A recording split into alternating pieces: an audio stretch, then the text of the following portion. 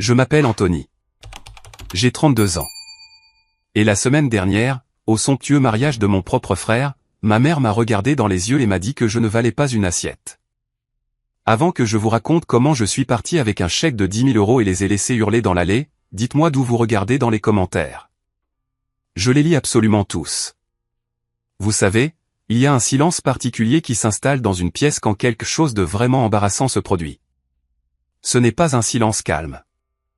C'est un silence bruyant, lourd, qui pèse sur vos tympans. J'ai ressenti ce silence au milieu d'une foule de 300 personnes. Ça a commencé au moment où je suis sorti du taxi. Le lieu était le domaine Whitmore à Greenwich, Connecticut. Si vous n'êtes jamais allé à Greenwich, imaginez un endroit où l'herbe est entretenue avec des ciseaux à ongler où l'air sent la vieille fortune et le jugement. Ce n'était pas juste un mariage. C'était un couronnement. Mon frère Julian épousait Isabella Whitmore. Les Whitmore sont le genre de famille qui a un blason sur leur papier à lettres et des bâtiments à leur nom dans les universités.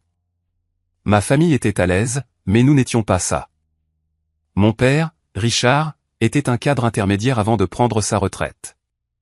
Et ma mère, Catherine, a passé toute sa vie à essayer de convaincre le monde qu'elle est plus importante qu'elle ne l'est. Pour elle, ce mariage était le Super Bowl. C'était son avènement. J'ai ajusté ma cravate dans le reflet de la vitre du taxi. J'avais dépensé une bonne partie de mon salaire pour ce costume. C'était un costume bleu marine de chez Brooks Brothers, taillé sur mesure pour être parfait. Je voulais être à la hauteur. Je voulais les rendre fiers. Mon Dieu, même dire ça maintenant me fait passer pour un idiot. Mais quand on est le mouton noir, ou peut-être juste le mouton invisible, on n'arrête jamais vraiment d'essayer d'être vu. L'allée était un défilé de richesses.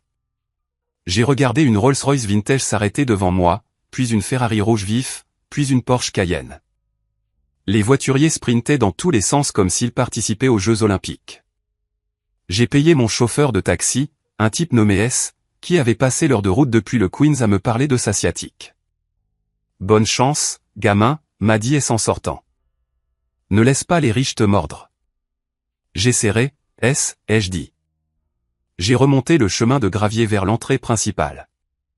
C'était spectaculaire, je dois l'admettre. Des roses blanches partout. Un quatuor à cordes jouant quelque chose qui ressemblait à du Vivaldi. C'était parfait. À l'entrée, il y avait une lourde table en chêne tenue par deux jeunes femmes avec des iPads et des casques. On aurait dit qu'elles gardaient l'entrée du Pentagone. Derrière elles se tenait un agent de sécurité qui avait l'air de mâcher des cailloux au petit déjeuner. Je me suis approché de la table en souriant. Non, a demandé l'une des femmes. Elle n'a pas levé les yeux. Anthony Palmer, ai-je dit. Frère du marié. J'ai ajouté cette dernière partie avec un peu de fierté. Après tout, j'étais le frère. Ça devait bien compter pour quelque chose, non?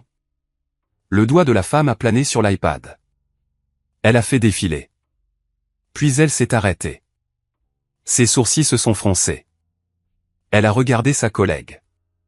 Puis elle a levé les yeux vers moi et son expression a changé.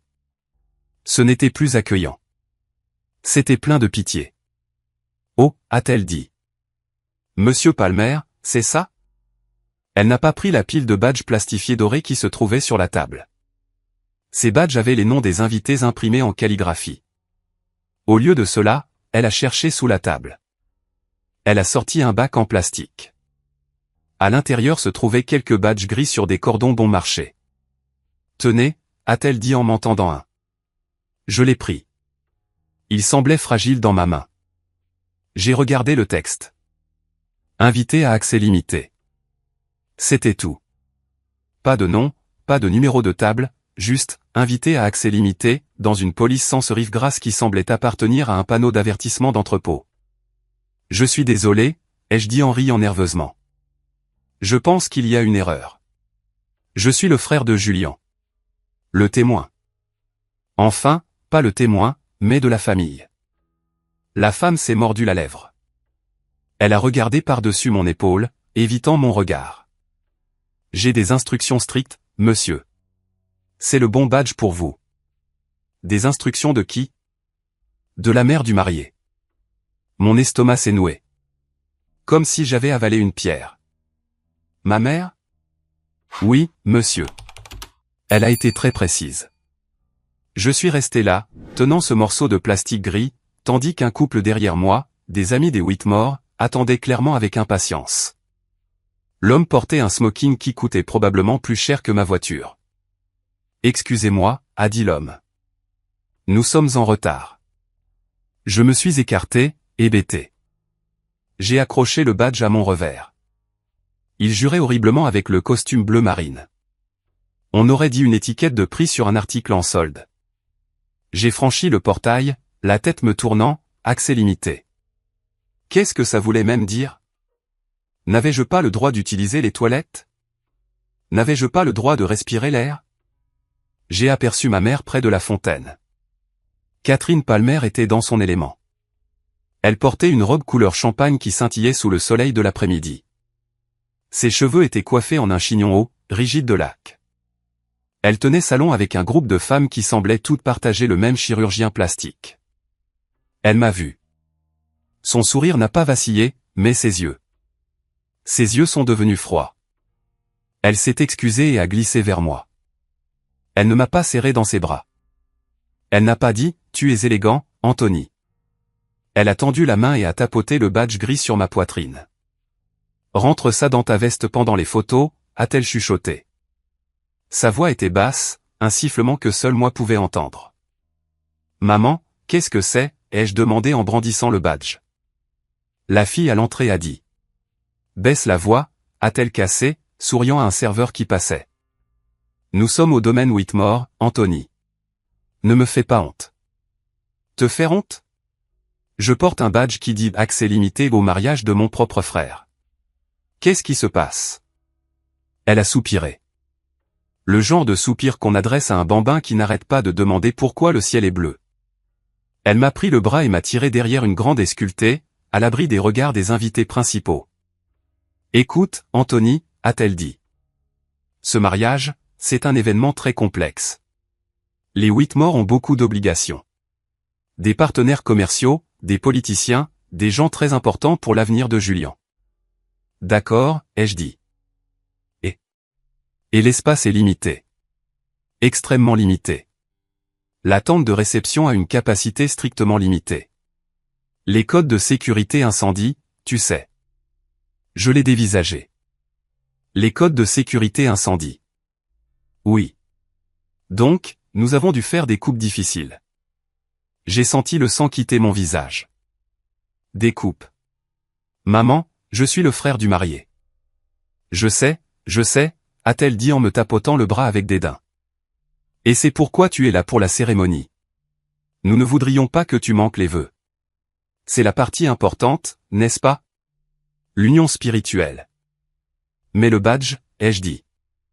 Qu'est-ce que accès limité veut dire? Elle a regardé autour d'elle pour s'assurer que personne n'écoutait. Puis elle s'est penchée vers moi. Ça veut dire pas d'assiette, Anthony. J'ai cligné des yeux. Pardon? Ça veut dire que tu n'as pas de place au dîner, a-t-elle dit, sa voix factuelle. Tu peux rester pour le cocktail. Bien sûr, il y aura plein de hors-d'œuvre, mais quand la réception commencera, tu devras. Eh bien, te faire discret. Je ne pouvais plus parler. Mon cerveau essayait de traiter le niveau de manque de respect. Pas d'assiette, pas de place. Tu as échangé ma place, ai-je réussi à articuler. Pour qui? Un type avec qui Julian travaille. Monsieur Sterling est le PDG de la firme de Julian, a-t-elle sifflé. C'est crucial pour la carrière de Julian qu'il soit là. Et sa femme, et leur fille. On ne pouvait pas les mettre n'importe où. Alors, tu m'as viré. Tu dramatises, a-t-elle dit, vérifiant son reflet dans son poudrier. Ce n'est pas personnel, Anthony. C'est de la logistique. De plus, tu n'apprécierais pas le dîner de toute façon. C'est tout du service à la française et des discours ennuyeux. Tu serais mal à l'aise. Elle a refermé le miroir et m'a regardé. Regarde juste la cérémonie. Mange quelques crevettes au cocktail. Laisse ton cadeau et rentre à la maison. Tu travailles demain, n'est-ce pas? Tu te plains toujours du travail. J'ai senti une main sur ma poitrine. J'ai réalisé que c'était ma propre main, agrippant la poche intérieure de ma veste. Dans cette poche se trouvait une épaisse enveloppe de couleur crème. À l'intérieur de cette enveloppe se trouvait un chèque de banque de 10 000 euros. 10 000 euros. Laisse le cadeau, ai-je répété lentement. Oui, a-t-elle dit. La table des cadeaux est juste à l'entrée de la tente. Assure-toi de le mettre dans la boîte avant de partir. Et Anthony, s'il te plaît, essaie d'avoir l'air heureux. Les gens regardent. Elle a affiché un sourire éblouissant et faux à quelqu'un par-dessus mon épaule, m'a tapoté la joue une petite tape sèche et piquante et s'est éloignée. Je suis resté là, derrière la haie. J'entendais le quatuor à cordes jouer. J'entendais les rires des invités. Je sentais le parfum cher et les fleurs fraîches. Et j'ai senti quelque chose se briser en moi. Ce n'était pas une rupture bruyante. C'était silencieux. C'était le son d'un câble qui cède sous une trop grande tension. Pendant 32 ans, j'avais été le bon fils. Le fils tranquille. Celui qui comprenait. Celui qui s'effaçait. Mais en touchant le contour de ce chèque dans ma poche, j'ai réalisé quelque chose. Je n'étais pas seulement un invité avec un accès limité à un mariage. J'étais un invité avec un accès limité à cette famille. Et j'en avais fini de payer le droit d'entrée. Pour comprendre pourquoi je ne me suis pas simplement retourné pour partir sur le champ, il faut comprendre l'histoire. Il faut comprendre que dans la maison Palmer, il y avait une hiérarchie. Ce n'était pas subtil. C'était gravé dans la pierre. Au sommet, il y avait Julian, l'enfant en or, le prince. En bas, il y avait moi, Anthony, le rechange, le second choix. Julian a 3 ans de plus que moi. Dès sa naissance, il ne pouvait rien faire de mal. Il était beau, athlétique et charmant de cette manière superficielle que les adultes adorent. J'étais plus calme, studieux, un peu maladroit. Mon père, Richard, n'était pas méchant. Il était juste absent. Même quand il était dans la pièce, il n'était pas vraiment là.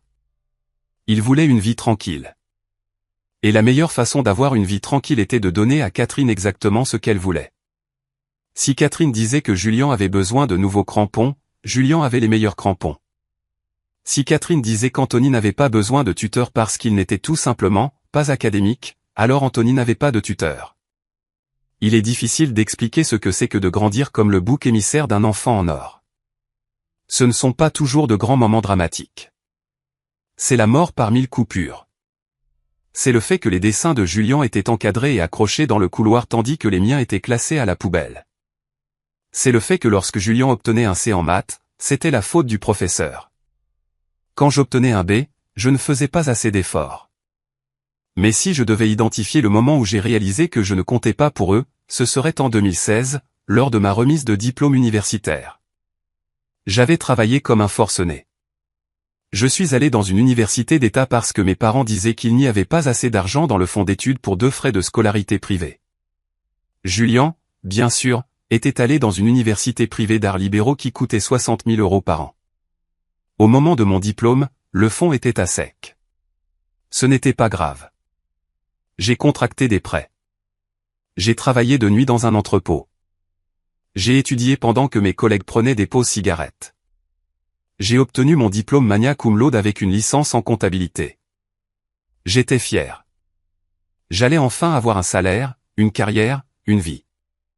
La cérémonie avait lieu un samedi de mai. J'avais envoyé les dates à mes parents 4 mois à l'avance. Je le leur rappelais chaque semaine. 2 jours avant la remise des diplômes, j'ai appelé à la maison. Alors, à quelle heure vous partez, ai-je demandé. J'ai fait une réservation pour dîner dans ce steakhouse que papa aime. Il y a eu une pause au bout du fil. Une longue et lourde pause. Oh, Anthony, a dit ma mère. Sa voix avait ce ton faussement léger qu'elle utilisait quand elle mentait. Ton père ne te l'a pas dit? Me dire quoi? Nous ne pouvons pas venir, chérie. Je me suis assis sur mon matelas une place dans ma chambre de dortoir. Quoi? C'est Julian, a-t-elle dit. Il vient d'obtenir cette promotion à la société de courtage, le poste d'analyste junior. Nous lui avons promis un voyage de célébration au vignoble. Nous avons déjà réservé le ferry. Mais maman, ai-je dit, la voix tremblante. C'est ma remise de diplôme universitaire. J'obtiens mon diplôme avec mention. Je sais, Et nous sommes très fiers, a-t-elle dit, vérifiant clairement sa montre. Mais une remise de diplôme, c'est juste une cérémonie. C'est ennuyeux, vraiment. Tu restes assis au soleil pendant 4 heures à écouter des discours. La promotion de Julian est une étape importante. C'est son avenir. Tu comprends, n'est-ce pas?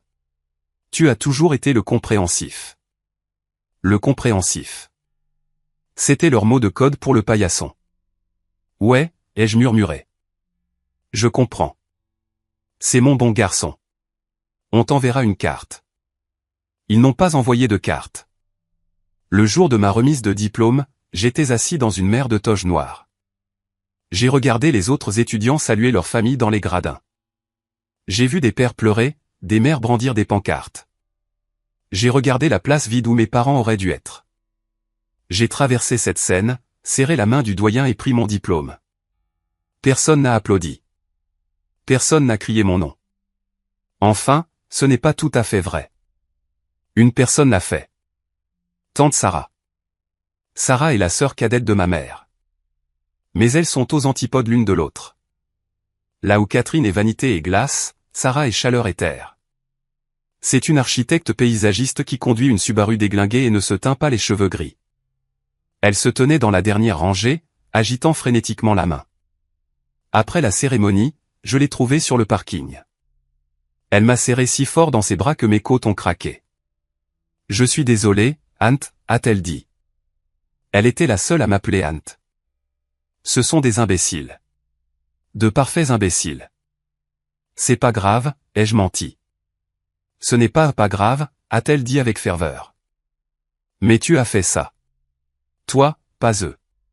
Souviens-toi de ça. Elle a fouillé dans son sac à main et en a sorti une petite boîte emballée. Je sais que ce n'est pas grand-chose, a-t-elle dit. Les affaires ont été calmes ce trimestre. Je l'ai ouverte. C'était un stylo plume. Pas un Mont Blanc ou quelque chose de fou, mais un beau stylo solide et lourd. Gravé sur le côté se trouvaient mes initiales. AP, pour signer tous ces gros contrats que tu vas obtenir. Elle a souri. J'ai toujours ce stylo. En fait, j'ai utilisé ce même stylo pour signer le chèque de banque pour le cadeau de mariage de Julian. Pourquoi est-ce que j'essayais encore? Pourquoi, après la remise des diplômes, après les anniversaires manqués, après les comparaisons constantes, je courais encore après leur approbation? Parce que l'espoir est une chose dangereuse, surtout l'espoir d'un enfant qui veut juste que ses parents le regardent. Je pensais que si je devenais assez brillant, ils le remarqueraient. Alors, j'ai travaillé. J'ai trouvé un emploi dans une entreprise de taille moyenne. J'ai travaillé 60 heures par semaine. J'ai obtenu ma licence d'expert comptable. J'ai commencé à gravir les échelons. Pendant ce temps, Julian progressait malgré ses échecs. Il s'est fait virer de la société de courtage pour conflit de personnalité, ce qui signifiait qu'il était arrogant et paresseux. Il a enchaîné quelques emplois de vendeur. Mais dans le récit de mes parents, Julian était toujours en train d'explorer des opportunités ou de consulter. Quand il a finalement décroché un emploi dans une banque d'investissement, grâce à une relation de mon père, ma mère a agi comme s'il avait fondé la banque lui-même. Julian est un visionnaire, disait-elle lors des dîners. Anthony est. Eh bien, Anthony est comptable, très stable, très sûr. Sûr, ennuyeux, invisible. Puis sont venues les fiançailles. Julian a rencontré Isabella lors d'un gala de charité. En 6 mois, il y avait une bague à son doigt de la taille d'une patinoire. Ma mère est passée à la vitesse supérieure. C'était ça, la connexion Whitmore. C'était son ticket d'entrée dans les cercles de la haute société dont elle avait toujours été exclue. Nous devons faire bonne impression, nous a-t-elle dit lors du dîner du dimanche. Les Whitmore sont de la vieille fortune, du vrai argent. Nous ne pouvons pas avoir l'air de banlieusards. Elle a regardé avec insistance ma Honda Civic garée dans l'allée. Anthony, a-t-elle dit, tu auras besoin d'un nouveau costume pour la fête de fiançailles. Et d'une nouvelle coupe de cheveux. Va chez le coiffeur de Julian. Je paierai. J'ai un coiffeur, ai-je dit. Et mes cheveux vont bien. Ils sont médiocres, a-t-elle dit en sirotant son vin. Nous avons besoin d'excellence. Ce soir-là, alors que j'aidais à débarrasser la table, parce que Julian n'allait certainement pas le faire, j'ai surpris une conversation de mes parents dans le salon. Le père d'Isabella a posé des questions sur les garçons aujourd'hui, a dit mon père. Oh. La voix de ma mère s'est animée. Que as-tu dit? Je lui ai parlé du portefeuille de Julien. Il a été impressionné. Puis il a demandé pour l'autre. Anthony. Mon Dieu. Ma mère. Que lui as-tu dit? J'ai juste dit qu'il faisait des déclarations de revenus. Je suis resté vague. Je ne voulais pas ennuyer Arthur. C'est un titan de l'industrie, Catherine. Il ne veut pas entendre parler de codes fiscaux. Bien, a-t-elle dit. Gardons Anthony en arrière-plan pendant les événements du mariage. Il est juste. Il n'a pas l'étincelle, Richard. Ce n'est pas le genre de personne des Whitmore. Je suis resté dans la cuisine, tenant un plat de lasagne sale. Pas le genre de personne des Whitmore. C'est à ce moment-là que l'idée s'est formée.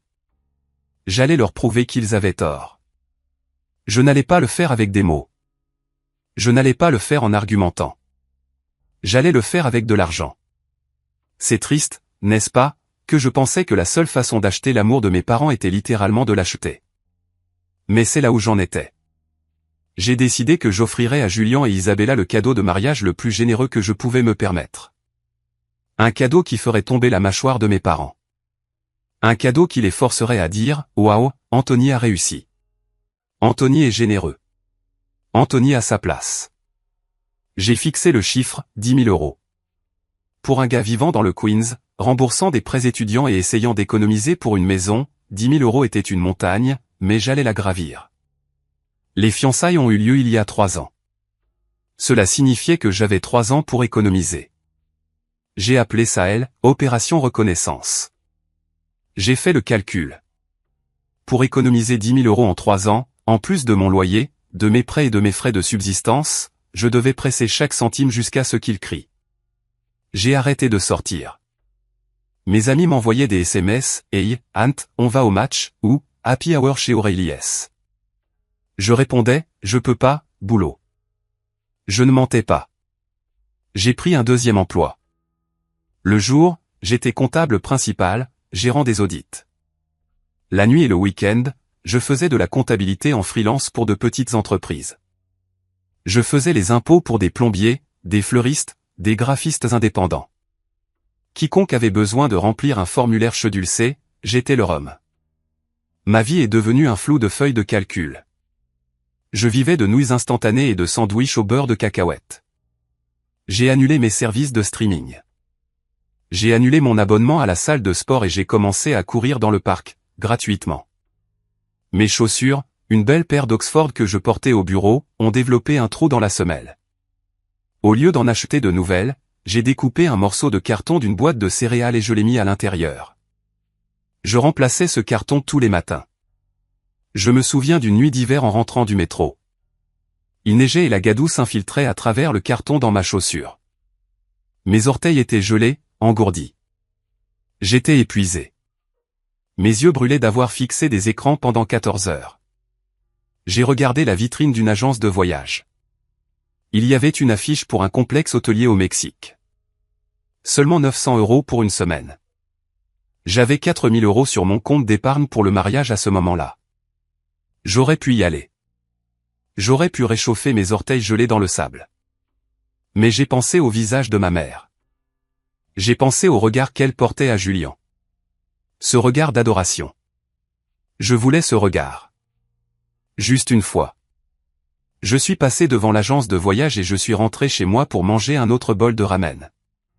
Pendant que je m'affamais, la machine de planification du mariage consumait tout sur son passage.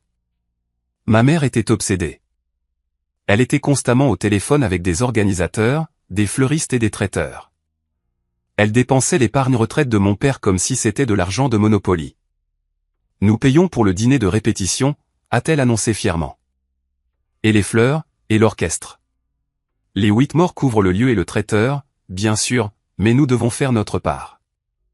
Faire notre part signifiait apparemment vider leur compte de retraite individuel. Environ 6 mois avant le mariage, les choses ont commencé à devenir bizarres. Ça a commencé par une discussion sur la contribution familiale. J'étais en visite chez mes parents pour Pâques. Nous étions assis dans le salon. Julien était là, tapotant sur son téléphone, faisant probablement semblant de conclure une affaire. Alors, a dit ma mère en joignant les mains. Le mariage approche. Ce sera l'événement de la saison. Eleanor Whitmore m'a dit que le gouverneur pourrait venir. C'est super, maman, ai-je dit. Nous préparons un cadeau familial pour le couple, a-t-elle dit en me regardant. Ton père et moi leur donnons un acompte pour une maison dans le Westchester. Nous pensions que ce serait bien si nous présentions un seul gros chèque de la part de la famille Palmer. J'ai fait une pause. Un seul gros chèque. Oui. Donc, quoi que tu prévois de donner, tu peux simplement le virer sur mon compte et je l'ajouterai au total. De cette façon, ça a l'air plus substantiel. J'ai vu le piège immédiatement. Si je lui donnais mon argent, il disparaîtrait dans le cadeau de la famille Palmer. Mon nom n'y serait pas. Ce serait juste, de la part de papa, maman et Anthony. Je préférerais donner mon cadeau séparément, ai-je dit. Ma mère a froncé les sourcils. Anthony, ne sois pas difficile. C'est plus propre comme ça. Ce n'est pas une question de propreté, ai-je dit. J'économise depuis longtemps. Je veux le leur donner moi-même. Julien a levé les yeux de son téléphone. On parle de combien, frérot? 500 €? Fais juste un Venmo à maman et évite les tracas. 500 €. Il pensait que c'était le plafond de mes capacités. C'est un peu plus que ça, ai-je dit calmement. Eh bien, a reniflé ma mère. Quoi que ce soit, je suis sûr que c'est un beau geste, mais vraiment, Anthony, les chèques séparés sont si ringards. Ça a l'air décousu. Je le donne séparément, maman. C'est ma décision finale. Elle m'a fusillé du regard. Bien. Fais comme tu veux. Ne nous embarrasse juste pas avec quelque chose de bon marché. Je n'ai rien dit. J'ai juste touché la poche où je gardais mon reçu de banque. 9 200 €. Presque là. Puis est venue la fête de fiançailles. Elle s'est tenue sur un bar en rooftop à Manhattan. Très chic, très cher. Je suis arrivé à l'heure, portant mon meilleur costume, avant d'acheter celui de Brooks Brothers. Je suis entré et j'ai cherché la table de la famille. J'ai vu mes parents assis avec les Whitmore. Julien et Isabella tenaient salon au centre. Je me suis approché. Salut tout le monde, ai-je dit. Ma mère m'a regardé comme si j'étais un serveur qui avait apporté la mauvaise commande. Oh, Anthony, a-t-elle dit. Tu es là. Oui, je suis là. Il y a une place? Elle a fait un geste vague vers le bar. Les tables sont réservées pour les mariés et la famille immédiate. Je suis de la famille immédiate, ai-je dit. Je suis le frère. Eh bien, nous n'avons plus de chaises aux tables principales, a-t-elle dit, sans me regarder dans les yeux. Pourquoi ne prends-tu pas un verre au bar? La cousine Béatrice est par là quelque part.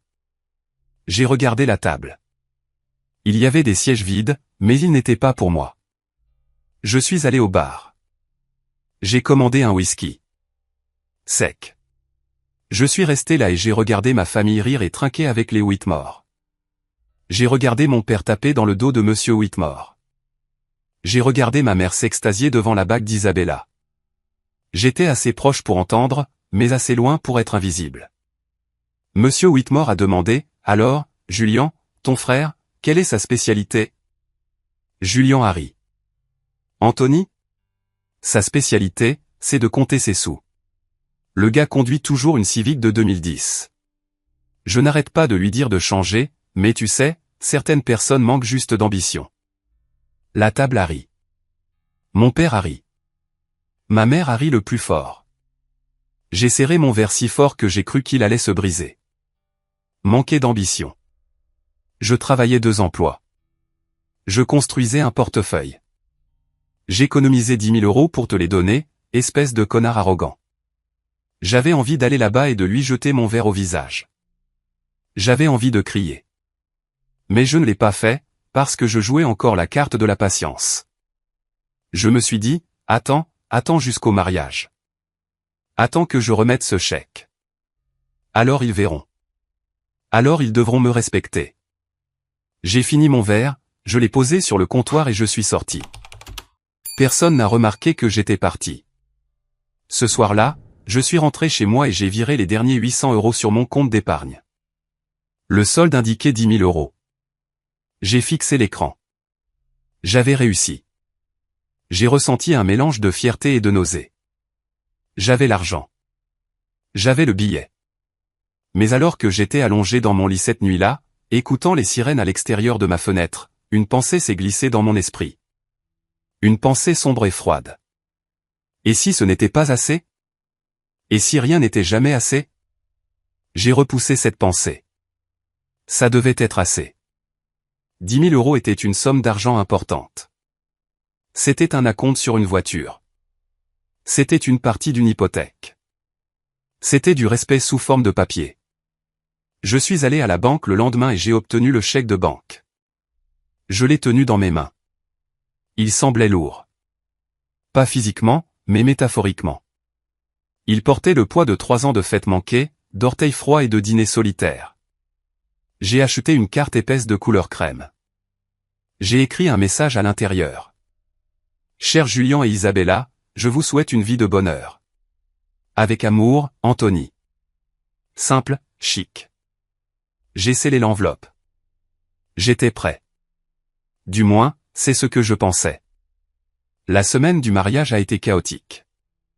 La conversation de groupe, qui incluait mes parents, Julien et moi, explosait d'horaires, de codes vestimentaires et de demandes de dernière minute de ma mère. Essayage de la robe de la mère du marié à 14 h. Tout le monde doit être sur le lieu du mariage à 10 h samedi pour les photos. Julien, assure-toi de récupérer les alliances. J'ai remarqué qu'aucune tâche ne m'était assignée. Habituellement, le frère du marié Ed va chercher les invités à l'aéroport, aide à l'installation. Rien. J'étais traité comme un invité lointain. Puis est venu le dîner de répétition. Il était prévu pour le vendredi soir dans un restaurant italien exclusif de Greenwich. J'avais demandé l'après-midi de congé. J'avais fait presser mon costume. Le jeudi après-midi, j'ai reçu un SMS de ma mère. Salut, Anthony. Juste pour te prévenir. Le dîner de répétition de demain est strictement réservé aux mariés et aux parents. Très intime. Donc, tu as la soirée de libre. Profite d'une soirée libre en ville. J'ai regardé mon téléphone. Les mariés. Cela signifiait les demoiselles d'honneur et les garçons d'honneur. Julien avait 6 garçons d'honneur. C'étaient tous ses frères de fraternité ou des copains de travail, des gars qu'il connaissait depuis quelques années. Ils étaient invités. Pas moi. J'ai appelé ma mère immédiatement. Maman, tu ne peux pas être sérieuse, ai-je dit quand elle a répondu. Anthony, je suis en pleine réunion avec le fleuriste, a-t-elle dit, agacée. Tu me désinvites du dîner de répétition. Je suis le seul frère du marié. Ce n'est pas une désinvitation, Anthony. Tu n'as jamais été techniquement sur la liste. C'est un petit lieu. Nous devons donner la priorité aux personnes qui ont un rôle dans la cérémonie. Alors, Brad de la fraternité a un rôle, mais pas moi. Brad est un garçon d'honneur. Il se tient aux côtés de Julien. C'est le protocole. Je devrais être un garçon d'honneur. Maman, pourquoi ne suis-je pas un garçon d'honneur? Oh, arrête. Nous en avons discuté. Julien voulait ses amis. C'est son jour. N'en fais pas une affaire personnelle. Je n'en fais pas une affaire personnelle. Je demande pourquoi je suis exclu d'un événement familial. Ce n'est pas un événement familial. C'est une répétition. Tu n'as rien à répéter. Tu es juste assis dans le public. Écoute, je dois y aller. Les arrangements d'Hortensia sont mauvais. Je te vois samedi. Ne sois pas en retard. Elle a raccroché. Je me suis assis sur ma chaise de bureau, fixant l'écran noir de mon téléphone. Ma collègue, Sarah, une autre Sarah, a roulé sa chaise vers moi. Ça va, Anthony? Tu as l'air d'avoir envie de vomir. Je vais bien, ai-je dit. Juste des histoires de famille. Ce soir-là, ma tante Sarah m'a appelé. Ant, a-t-elle dit. Sa voix était basse. Sérieuse. Je dois te dire quelque chose. Qu'est-ce qu'il y a, tante Sarah? Je viens de raccrocher avec ta mère. Elle se vantait de la façon dont elle a géré la liste des invités. Ouais, je sais. Je ne suis pas invité à la répétition. C'est pire que ça, Ant. Elle parlait du plan de table de la réception. Mon estomac s'est serré.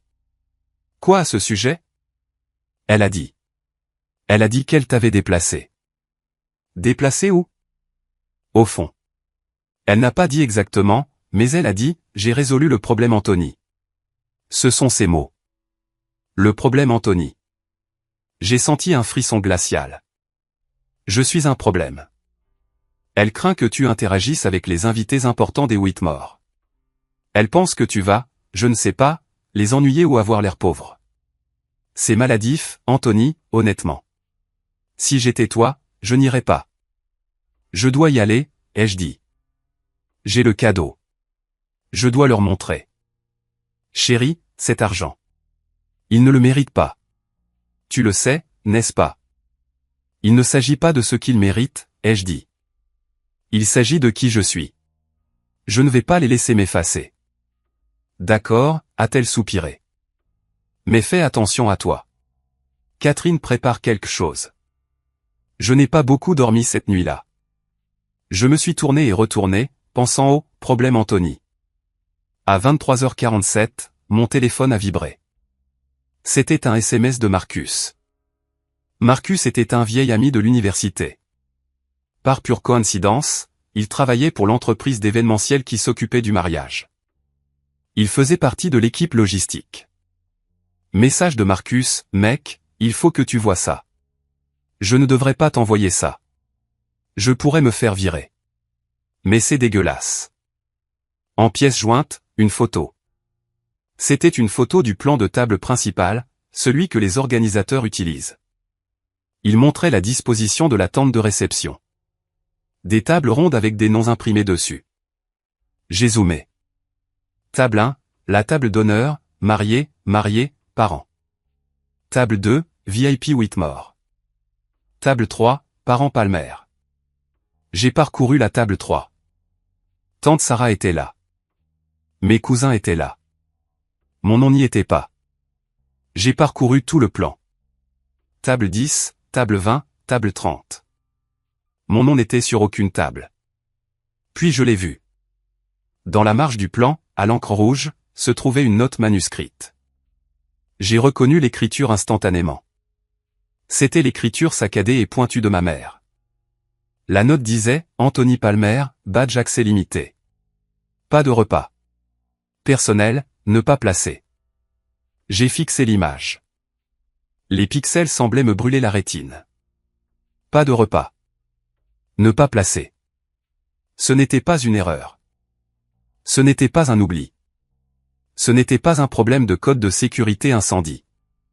C'était un ordre direct. Ma mère avait pris un stylo et m'avait manuellement rayé de l'existence. Elle avait décidé que nourrir son propre fils était un gaspillage de ressources. Je suis resté assis là, dans le noir. La colère n'est pas venue tout de suite. Ce qui est venu en premier, c'est un étrange sentiment de clarté. Pendant des années, je m'étais battu contre un brouillard. Je m'étais demandé si j'étais fou. Peut-être que je suis juste sensible. Peut-être que je me plains juste. Mais ça. C'était une preuve. C'était la preuve. Ils ne m'aimaient pas. Ils ne m'appréciaient même pas. Pour eux, j'étais un accessoire, une nuisance, un problème à gérer avec un badge gris et un estomac vide. J'ai sauvegardé l'image. Je me la suis envoyée par email. Puis je suis allé à mon imprimante. J'ai imprimé la photo. J'ai imprimé les SMS où ma mère demandait l'argent à l'avance. J'ai mis les papiers dans ma mallette. Puis j'ai pris l'enveloppe de couleur crème avec le chèque de 10 000 €. Une personne normale aurait déchiré le chèque. Une personne normale serait restée à la maison. Mais je ne me sentais pas normal. Je me sentais quelque chose de dangereux. J'allais aller à ce mariage. J'allais porter ce badge gris. J'allais les laisser m'humilier une dernière fois. Et puis, quand le moment serait venu, j'allais réduire leur petit monde parfait en cendres. Ce qui nous ramène à la haie. Après que ma mère se soit éloignée, me laissant avec la bombe du « pas d'assiette », je suis resté là 1 minute pour me ressaisir. J'ai vérifié ma poche. Le chèque était là. Les papiers pliés avec la photo de Marcus étaient là. Je me suis dirigé vers la zone de la cérémonie. Elle était installée sur la grande pelouse. Des rangées de chaises en bois blanc avec des coussins en velours faisaient face à une immense arche florale. Un placeur, un jeune homme qui avait l'air terrifié, a regardé mon badge gris. Monsieur, les invités à accès limité sont là-bas. Il a pointé la toute dernière rangée. Derrière la dernière rangée de chaises en bois, il y avait une petite ligne de chaises pliantes en métal, du genre de celles qu'on voit à une réunion de parents d'élèves. Bien sûr, ai-je dit. Je suis passé devant ma famille. J'ai vu mon père assis au premier rang, l'air digne dans son smoking. J'ai vu tante Sarah au 2e rang. Elle s'est retournée, m'a vu, et ses yeux se sont écarquillés. Elle m'a fait signe de venir m'asseoir à côté d'elle. J'ai secoué la tête et j'ai montré mon badge. Elle a semblé confuse. Je me suis assis sur la chaise en métal. Elle était froide. J'étais la seule personne là derrière. Quelques membres du personnel se tenaient à proximité en chuchotant. La cérémonie a commencé. La musique a enflé. Isabella a remonté l'allée. Elle était magnifique. Je lui accorde ça. Julien ressemblait à un mannequin d'une publicité GQ. Ils ont échangé leurs vœux. Ma mère s'est tamponnée les yeux avec un mouchoir en dentelle, jouant parfaitement le rôle de la mère éplorée et joyeuse. À la fin de la cérémonie, les invités ont applaudi. Julien et Isabella se sont embrassés. Ils ont redescendu l'allée, rayonnant, tandis que les invités se dirigeaient vers la tente de réception. Une immense structure lumineuse avec des lustres suspendus au plafond. Je me suis levé. J'ai rejoint le flot de la foule. Je voulais voir jusqu'où je pouvais aller. À l'entrée de la tente, il y avait un point de contrôle. Le même agent de sécurité de l'entrée principale était là. Il a arrêté un couple devant moi, a vérifié leur badge doré et a souri. Bienvenue, table 14. Puis il m'a vu. Il a vu le badge gris. Il s'est placé devant moi, bloquant le passage. Il n'a pas souri. Monsieur, a-t-il dit. Cette zone est réservée aux invités avec un accès doré. Je veux juste déposer mon cadeau, ai-je dit en levant l'enveloppe. La table des cadeaux est à l'intérieur, a-t-il dit. Je peux le prendre pour vous. Non, ai-je dit. Je dois le mettre dans la boîte moi-même. Il a de la valeur. Il a hésité. Je ne peux pas vous laisser entrer, monsieur. Ordre strict. Juste à ce moment-là, ma mère est apparue. Elle avait rôdé près de l'entrée, saluant les VIP. Elle a vu l'agitation et s'est précipitée. Anthony, a-t-elle sifflé. Qu'est-ce que tu fais? Je t'ai dit de partir. J'essaie de donner mon cadeau, maman, ai-je dit fort. Quelques têtes se sont tournées. Baisse la voix, a-t-elle dit. Donne-le au garde. Il le mettra. Je veux voir la réception, maman. Je veux voir où je ne suis pas assis. Tu fais une scène, a-t-elle dit, ses yeux balayant les alentours. Par maintenant. Y a-t-il un problème ici? La voix était froide, autoritaire et terrifiante. C'était Eleanor Whitmore. La mère d'Isabella est sortie de la tente. C'était une grande femme aux cheveux argentés et aux yeux qui pouvaient couper du verre. Elle a regardé ma mère, puis le garde, puis moi. Madame Whitmore, a balbutié ma mère, son visage devenant rose.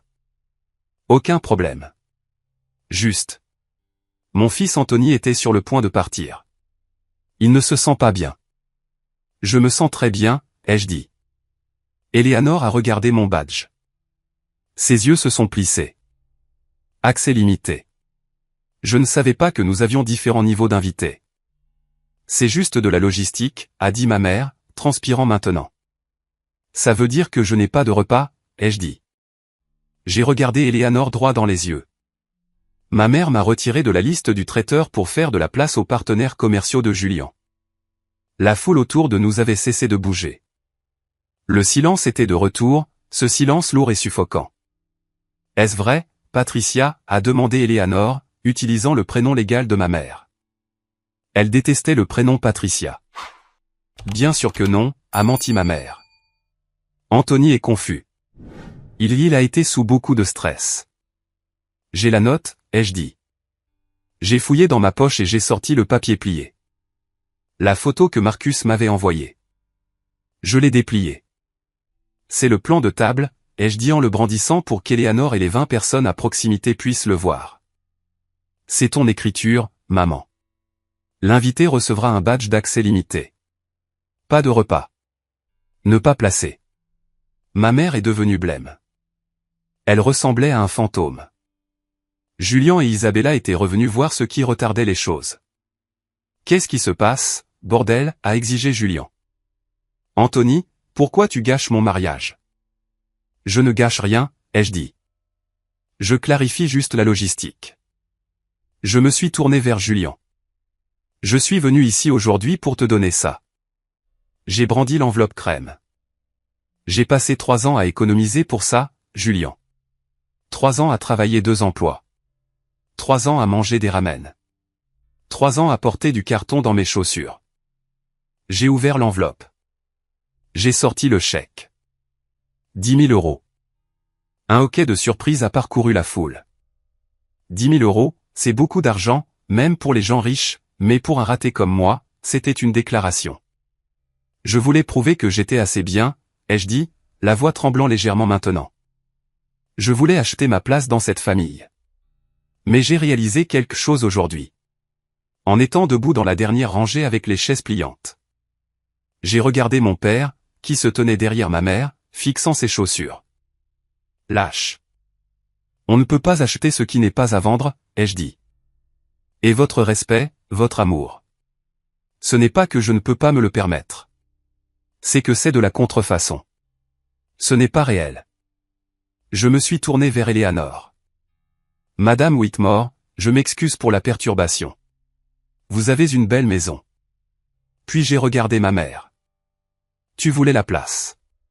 Tu l'as eue. Tu voulais économiser de l'argent sur une assiette. Tu l'as économisé. J'ai brandi le chèque une dernière fois. Et vous n'aurez pas besoin de ça.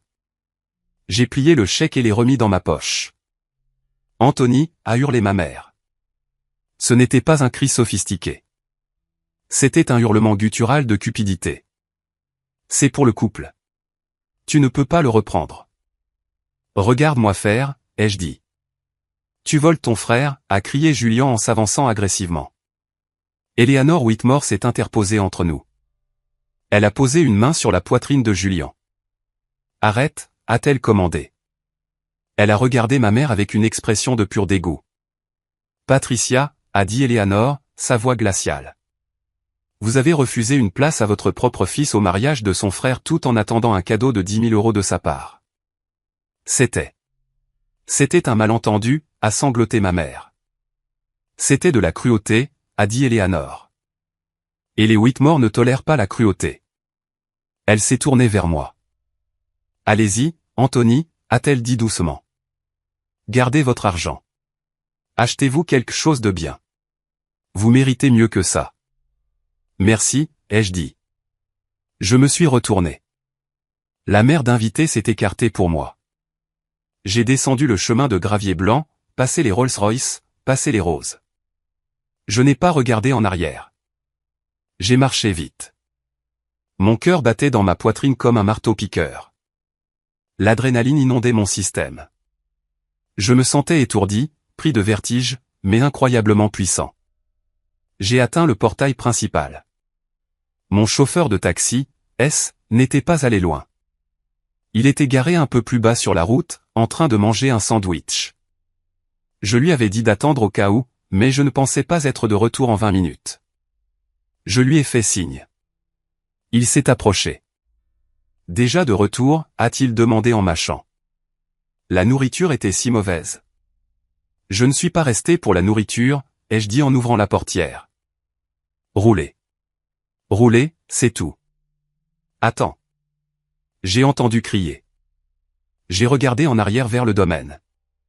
Julien courait le long de l'allée. Il sprintait, les pans de son smoking flottant dans le vent. Il avait l'air ridicule. Anthony, arrête. S m'a regardé dans le rétroviseur. Vous voulez que je m'arrête? J'ai hésité. Une partie de moi voulait le laisser sur place, mais une autre partie, celle qui avait besoin de clore le chapitre, voulait entendre ce qu'il avait à dire. Donnez-lui une seconde, ai-je dit. Julien a atteint la voiture, à bout de souffle. Son visage était rouge. Il a attrapé la poignée de la portière. Qu'est-ce qui ne va pas chez toi, bordel, alta-t-il. Tu as la moindre idée de ce que tu viens de faire? J'ai économisé 10 000 €, ai-je dit calmement. Tu as humilié maman. Tu m'as humilié. Eleanor est furieuse. Elle menace d'annuler les toasts de la réception. Papa fait des palpitations. Pas mon problème, Julien. Pas ton. Nous sommes une famille. On ne fait pas ça à sa famille. J'ai ri. C'était un son sec et rauque. Famille, ai-je dit. Une famille te donne une place à table. Une famille ne te donne pas un badge gris qui dit accès limité. Une famille n'aurait pas ton nom à l'encre rouge. Je n'étais pas au courant pour le badge, a-t-il menti. Je pouvais dire qu'il mentait. Ses yeux se sont déplacés vers la gauche. Ne me mens pas, ai-je dit. Tu savais. Tu sais toujours ce que maman fait. Tu t'en fichais juste parce que ça t'arrangeait. Tu voulais le PDG là-bas. Tu voulais le prestige. J'étais juste le sacrifice. Écoute, a-t-il dit, changeant de ton. Il est passé en mode vendeur. Réparons ça. Reviens. Donne le chèque. Fais un petit discours d'excuses. Dis que tu étais ivre ou quelque chose comme ça. On peut arranger ça. Je m'assurerai que tu aies une place. On ajoutera une chaise à la table d'honneur. Je l'ai dévisagé. Il pensait vraiment que j'étais si pathétique. Il pensait qu'il pouvait claquer des doigts et que je rentrerais dans le rang. Tu ne comprends vraiment rien, ai-je dit. Je ne négocie pas pour une place, Julien. Je quitte la table. Anthony, s'il te plaît, a-t-il dit, le désespoir s'insinuant dans sa voix. Isabella pleure. Son père pose des questions sur mes finances. Il pense. Il pense que nous sommes des monstres. Eh bien, ai-je dit en remontant la vitre. Si le chapeau te va, mets-le. Anthony, n'ose pas partir. Anthony. Allez-y, ai-je dit à SS à appuyer sur l'accélérateur. Le taxi a démarré en trombe, laissant mon frère debout dans un nuage de poussière, paraissant de plus en plus petit dans le rétroviseur. Mon téléphone a commencé à sonner immédiatement. Maman, maman, papa, maman. J'ai regardé l'écran s'allumer. Je n'ai pas répondu. Puis mon père a laissé un message vocal. J'ai attendu 1 minute, puis je l'ai écouté. Anthony. Sa voix semblait faible, tremblante. Ta mère est inconsolable. Elle est par terre dans la suite nuptiale. Tu dois revenir. Tu dois réparer ça. Pourquoi dois-tu toujours être si difficile? Reviens juste et excuse-toi. S'excuser. Il voulait que je m'excuse. Il n'a pas demandé si j'allais bien. Il n'a pas demandé ce que ça faisait d'être traité comme une ordure. Il voulait juste que le bateau arrête de tanguer. Il voulait retrouver sa vie tranquille. J'ai senti le dernier lien se rompre.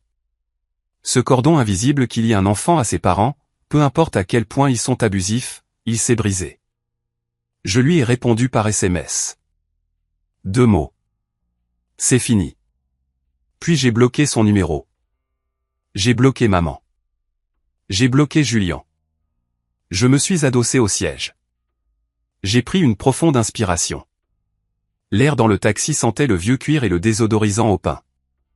Mais pour moi, il sentait la liberté. J'ai touché ma poche. Le chèque était toujours là. Où allons-nous, a demandé S. Queens, ai-je dit. Ramenez-moi à la maison. Compris, patron. J'ai regardé par la fenêtre la campagne du Connecticut défiler, les murs de pierre, les pelouses manucurées, le monde dont je n'avais jamais eu le droit de faire partie. C'était fini. Le jeu était terminé. Je n'étais plus le rechange. Je n'étais plus l'invité à accès limité. J'étais Anthony. Et j'avais 10 000 € et une toute nouvelle vie à commencer. Le silence qui a suivi mon départ n'était pas vide. Il était lourd, comme l'air avant un orage. Mais pour la première fois de ma vie, je n'étais pas celui qui se tenait sous la pluie. Je la regardais à distance de sécurité. J'ai passé les premières 24 heures dans mon appartement du Queens. Téléphone éteint, store baissé. J'ai dormi.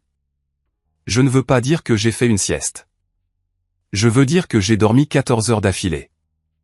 Le genre de sommeil profond, comateux, que votre corps exige quand il a fonctionné au cortisol et à l'adrénaline pendant 3 décennies. Quand je me suis réveillé le dimanche matin, le soleil frappait la peinture écaillée de mon plafond et j'ai ressenti quelque chose d'étrange. Je n'avais pas peur. Je n'étais pas anxieux. J'étais léger.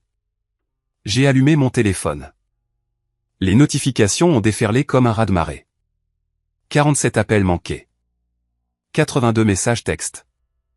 Maman, Anthony, décroche. C'est une urgence. Maman, tu es égoïste. Papa, ta mère est malade. Appelle-nous. Julien, tu dois réparer ça. Eleanor parle de revoir le fonds en fiducie. Appelle-moi maintenant. Je les ai parcourus, détachés, comme si je lisais le script d'un feuilleton que je ne regardais plus. Je n'ai pas répondu. Je n'ai pas ressenti le besoin de m'expliquer. C'était l'ancien Anthony. Le nouvel Anthony avait un chèque de 10 000 € dans son portefeuille et une colonne vertébrale en acier. Le lundi matin, je suis entré dans ma banque. C'était la même agence où j'ai déposé chaque centime supplémentaire pendant 3 ans. La même caissière, Madame Gable, était là. C'était une gentille dame qui me donnait toujours une sucette même si j'étais un homme de 32 ans. Monsieur Palmer, a-t-elle souri. Déjà de retour? Je pensais que vous aviez retiré ce gros chèque pour un mariage. C'est ce que j'ai fait, ai-je dit en glissant l'enveloppe crème sur le comptoir. Changement de plan, Madame Gable. Le mariage a dépassé le budget. Elle m'a regardé, confuse, puis a ouvert l'enveloppe. Elle a vu le chèque. Oh, mon Dieu, a-t-elle dit. Vous voulez le redéposer? Oui, s'il vous plaît. Elle a tapé sur son clavier, la machine a vrombi. Elle a tamponné le dos du chèque. Annulé. J'ai fixé ce mot. Annulé. C'était magnifique. Cela signifiait que le contrat était rompu. Cela signifiait que l'obligation avait disparu. Et Madame Gable, ai-je dit. J'aimerais transférer ceci sur un compte d'épargne à haut rendement. Je pense à économiser pour un acompte. Pour moi. Cela semble être une merveilleuse idée, a-t-elle rayonné. Sortir de cette banque, voir mon solde de retour à 5 chiffres, était mieux que n'importe quelle séance de thérapie. Je me suis acheté un café chic, un latte au lait d'avoine qui coûtait 7 €, et je n'ai ressenti aucune culpabilité. Ce soir-là, tante Sarah est passée. Elle a apporté de la nourriture chinoise à emporter et une bouteille de vin. Elle avait l'air épuisée mais suffisante. Raconte, ai-je dit en lui tendant un verre. Que s'est-il passé après mon départ? Sarah a pris une longue gorgée de vin et a souri. Oh, Anthony, c'était biblique. C'était les noces pourpres sans les épées. Elle m'a tout raconté. Apparemment, après la disparition de mon taxi, Eleanor Whitmore n'a pas laissé tomber. Elle a emmené mes parents et Julien dans un salon privé à l'intérieur du domaine. Sarah n'était pas dans la pièce, mais la porte était mince, et Eleanor a une voix qui porte. Elle les a détruits, a dit Sarah en prenant une boulette. Elle a dit à Catherine qu'une famille qui traite son propre sang comme des ordures n'est pas une famille avec laquelle elle veut faire des affaires. Elle a vraiment utilisé le mot affaire. Elle sait que Catherine voit ce mariage comme une transaction. Et Julien, ai-je demandé. Julien a essayé de rejeter la faute sur un malentendu avec l'organisatrice du mariage. Eleanor a fait venir l'organisatrice dans la pièce. L'organisatrice leur a montré l'email de ta mère. Celui qui confirmait le badge d'accès limité. Julien est resté silencieux. Est-ce qu'on les a laissés manger, ai-je demandé en plaisantant à moitié. La réception a continué, a dit Sarah. Mais l'ambiance était morte. La moitié des invités chuchotaient à propos du frère qui était parti. Catherine a passé toute la nuit dans les toilettes à pleurer, ou à faire semblant de pleurer pour obtenir de la sympathie. Richard est juste resté assis à la table d'honneur à boire du scotch comme si c'était de l'eau. Et Isabella, pauvre fille. Elle a regardé Julien comme si elle ne l'avait jamais vu auparavant. Elle restera avec lui, cependant, ai-je dit. Peut-être. Sarah a haussé les épaules. Mais la dynamique du pouvoir a changé. Les Whitmore savent exactement qui sont les Palmer maintenant. Ils ne sont plus la respectable famille de banlieue. Ils sont les arrivistes qui affament leur propre fils. Ce genre de tâche ne part pas avec du champagne. Entendre ça m'a donné une satisfaction sombre. Je ne voulais pas que leur vie soit ruinée. Pas vraiment. Je voulais juste qu'ils ressentent une fraction de la petitesse que j'avais ressentie toute ma vie. 2 semaines plus tard, la deuxième tuile est tombée. Ou plutôt, la deuxième porte s'est ouverte. J'étais au travail, plongé dans un audit complexe pour une entreprise de construction. Mon patron, Monsieur Henderson, a frappé à ma porte. Monsieur Henderson est un homme de peu de mots. Il est de la vieille école, croit au travail acharné, à l'intégrité et au café noir. Palmer, a-t-il dit. Mon bureau. J'ai attrapé mon bloc-notes, mon cœur battant un peu nerveusement. Ai-je foiré l'audit? Je me suis assis en face de son immense bureau en acajou. Il m'a regardé par-dessus ses lunettes. J'ai entendu une rumeur, a-t-il dit. Je me suis figé. Oh mon Dieu, est-ce que ma mère l'a appelé? Elle est assez folle pour appeler mon patron. Une rumeur, ai-je couiné. J'ai joué au golf avec Arthur Whitmore ce week-end, a dit Henderson. Mon sang s'est glacé. Bien sûr, Greenwich est une petite ville pour les gens riches. Arthur m'a raconté une histoire très intéressante sur le mariage de sa fille, a continué Henderson. À propos d'un jeune homme qui s'est défendu contre un traitement assez médiocre. Un jeune homme qui a refusé d'être manqué de respect, même par sa propre famille. J'ai baissé les yeux sur mes mains. Monsieur Henderson, je suis désolé si cela apporte. Arrêtez, a-t-il dit. Il s'est penché en avant. Arthur m'a dit que ce jeune homme, c'était vous. Est-ce vrai? Oui, monsieur. Henderson a hoché la tête lentement.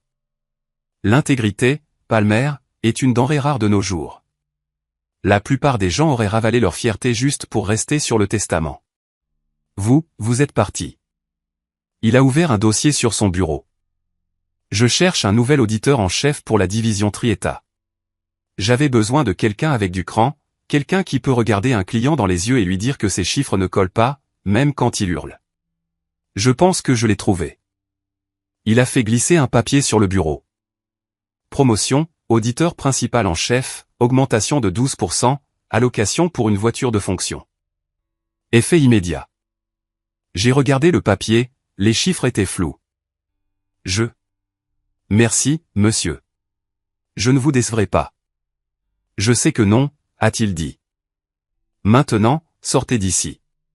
Et Palmer, achetez-vous un meilleur costume.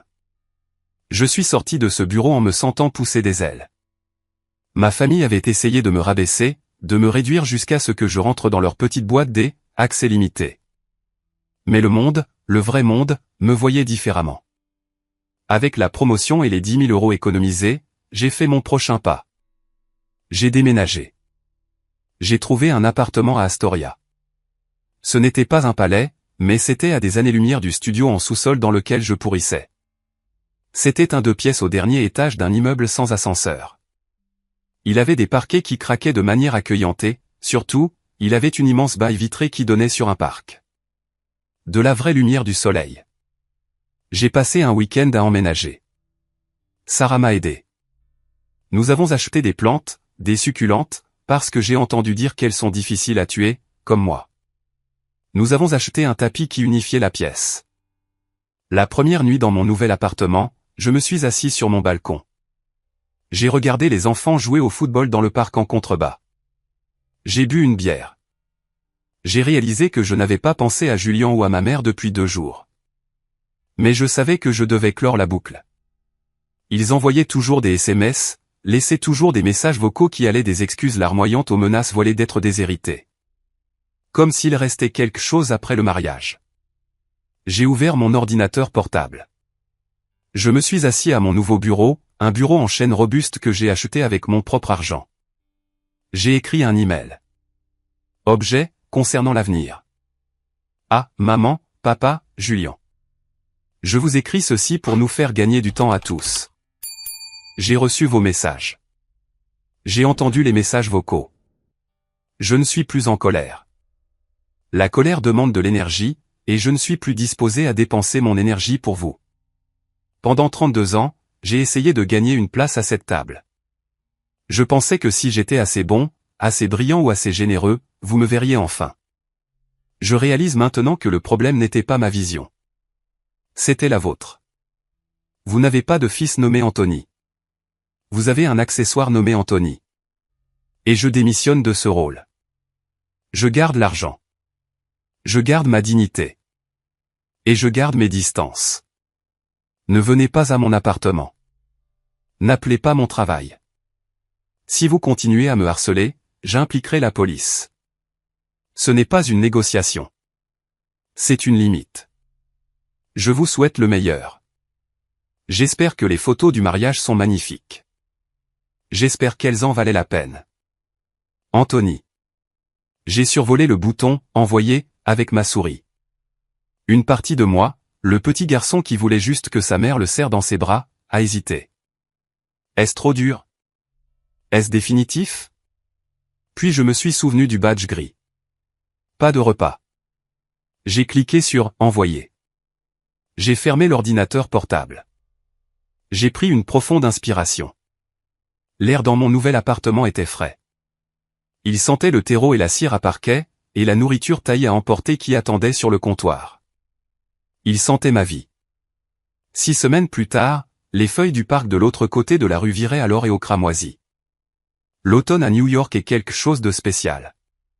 C'est une saison de changement, de dépouillement de l'ancien pour se préparer au nouveau. C'était approprié. Tante Sarah était assise sur mon canapé, sirotant une tasse de thé. Elle était venue tous les dimanches depuis le mariage. Nous avions développé une nouvelle tradition. Les dimanches de la santé mentale. Nous prenions le petit déjeuner, regardions de mauvais films et existions simplement dans un espace où personne ne nous jugeait. Je t'ai apporté quelque chose, a-t-elle dit en fouillant dans son sac. Elle a sorti une photographie encadrée. Je l'ai prise. C'était un tirage brillant de 20x 25 cm. C'était de ma remise de diplôme universitaire en 2016. Sur la photo, je portais ma toge, tenais mon diplôme et souriais comme un idiot. Mon bras était autour de tante Sarah. Nous étions les 2 seules personnes sur la photo. L'arrière-plan était flou, juste une mer d'inconnus, mais nos sourires étaient nets et clairs. J'ai trouvé ça dans mon grenier, a-t-elle dit doucement. Je l'ai gardé toutes ces années. J'ai toujours détesté ce jour à cause de ce qu'ils t'ont fait. Mais en la regardant maintenant, je vois autre chose. Que vois-tu, ai-je demandé, traçant le verre avec mon pouce. Je vois un survivant, a-t-elle dit. Je vois un jeune homme qui s'est présenté pour lui-même quand personne d'autre ne le ferait. Tu as l'air heureux là, Ant. Malgré tout, tu as l'air heureux. J'ai regardé de plus près. Elle avait raison. Il y avait une résilience dans ce sourire, un défi. Je détestais cette photo, ai-je admis. Elle me rappelait que j'étais seul. Tu n'as jamais été seul, a dit Sarah fermement. Tu cherchais juste l'amour dans le mauvais entrepôt. Tu frappais à une porte qui était murée, chérie, mais j'étais juste là, à l'entrée latérale, avec la clé. J'ai accroché la photo au mur au-dessus de mon bureau, juste à côté du badge gris. Oui, j'ai gardé le badge. Certaines personnes pourraient penser que c'est morbide. Pourquoi garder un symbole de son humiliation? Mais pour moi, ce rectangle de plastique gris n'était pas un symbole de honte. C'était un trophée. C'était le catalyseur. Sans ce badge, sans cet acte spécifique de cruauté mesquine, je serais peut-être encore là-bas. Je serais peut-être encore en train de manger les miettes de leur table, en espérant une bribe d'affection. Je leur aurais peut-être donné l'argent. J'aurais peut-être passé les 10 prochaines années à essayer d'acheter un amour qui n'a jamais été à vendre. Ce badge m'a libéré. Nous sommes restés assis en silence pendant un moment, regardant le vent faire voler les feuilles dehors. As-tu eu de leurs nouvelles, ai-je demandé. Je n'avais pas vérifié mon dossier de numéros bloqués depuis des semaines. Catherine m'a appelé hier, a dit Sarah. Elle joue la victime auprès de quiconque veut bien l'écouter. Elle dit aux gens que tu as une dépression nerveuse, et c'est pourquoi tu les as coupés de ta vie. Elle ne peut pas admettre la vérité, Anthony. Si elle admet qu'elle t'a blessé, elle doit admettre qu'elle a des défauts. Et les narcissiques ne peuvent pas faire ça. Ça les briserait. Et Julien? Julien a des difficultés, a-t-elle dit avec une grimace. Isabella est enceinte. J'ai cligné des yeux. Waouh. Ouais, mais apparemment les Whitmore ont insisté sur un contrat de mariage post-nuptial. En fait, ils verrouillent les actifs. Ils ne lui font pas confiance. Ils pensent que la pomme ne tombe pas loin de l'arbre. Julien est tenu en laisse très courte. J'ai ressenti une pointe de pitié, pas assez pour l'appeler, mais assez pour réaliser qu'être l'enfant en or est sa propre sorte de prison. Il était piégé dans un monde d'attente et d'amour conditionnel. S'il glisse, il tombe. J'étais déjà tombé, et j'ai découvert que le sol était assez solide pour se tenir debout. Je suis content d'être sorti de là, ai-je dit. Tu n'es pas seulement sorti, Ant, a dit Sarah en me serrant la main. Tu es libre. J'ai regardé autour de mon appartement. J'ai pensé à mon travail, ma promotion, mon compte en banque, ma tranquillité d'esprit. J'ai réalisé que la famille ne se résume pas à l'ADN que vous partagez. Ça, c'est juste de la biologie. C'est un accident de naissance. La vraie famille, c'est celle qui est présente. La vraie famille, c'est la tante qui t'encourage quand tes parents sont en vacances. La vraie famille, c'est le patron qui reconnaît ton intégrité. La vraie famille, c'est le chauffeur de taxi qui t'attend. La vraie famille te donne un laissez-passer à accès complet, pas un accès limité. Je me suis levé et je suis allé à la fenêtre. Le soleil se couchait, projetant de longues ombres sur la ville. J'ai ressenti un sentiment de calme qui descendait jusqu'à mes os. J'avais perdu un frère, une mère et un père. Mais je m'étais trouvé, et honnêtement, c'était le meilleur échange que j'ai jamais fait. Merci de m'avoir accompagné sur ce chemin. Je sais que ce n'était pas une histoire facile à entendre. Elle n'a pas été facile à vivre, mais je voulais la partager parce que je sais que je ne suis pas le seul à tenir un badge d'accès limité dans ma poche. Si vous lisez ceci et que vous vous reconnaissez dans mon histoire, si vous êtes celui qui donne toujours sans jamais recevoir, celui qui trouve des excuses aux gens qui vous blessent, celui qui attend un jour qui ne vient jamais, s'il vous plaît, écoutez-moi. Vous ne pouvez pas forcer les gens à vous aimer en les aimant. Vous ne pouvez pas acheter le respect. Et vous n'êtes pas obligé de vous immoler par le feu pour tenir les autres au chaud, même si ces personnes sont vos parents.